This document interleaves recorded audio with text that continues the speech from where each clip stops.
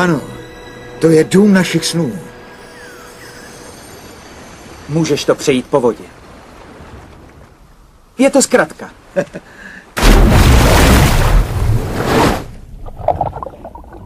Pěkná zkratka. Nic to není, koukni na mě. Utopím se. To nemůžeš, jsi už mrtvý. Jsem tady opravdu já? Co myslíš tím já? Jsi ruka nebo noha? Z části. Vážně? A bez nohou a rukou si to stále ty? Pořád bych to byl já. Tak co je to já? Můj mozek, řekl bych. Tvůj mozek? Tvůj mozek je část těla. Tak jako nehet nebo srdce. Proč by měl být tou částí, která je ty? Protože jsem cosi jako hlas v mé hlavě a mozkem myslím a cítím. Mozek si uvědomuje, že jsem.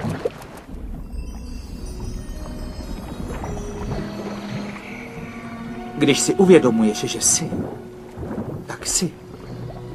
Proto jsi stále tady.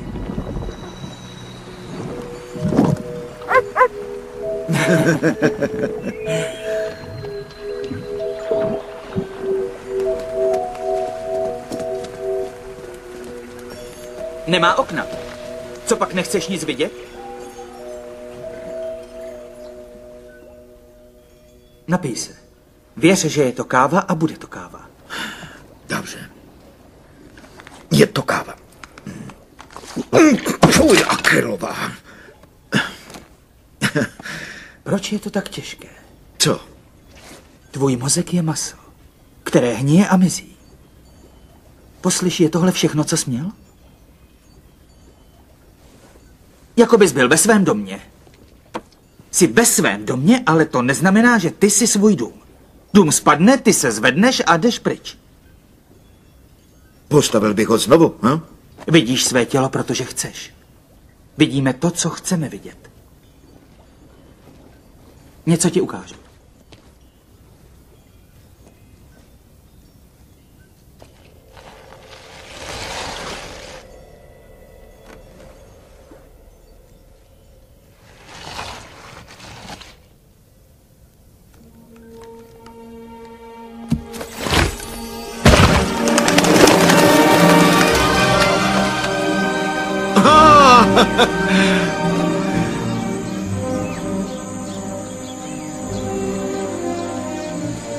To je skutečné.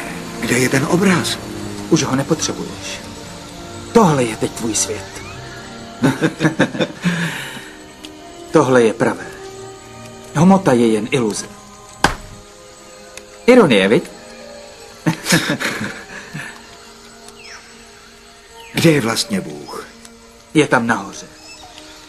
Dívá se, křičí, že nás miluje a diví se, že neslyšíme.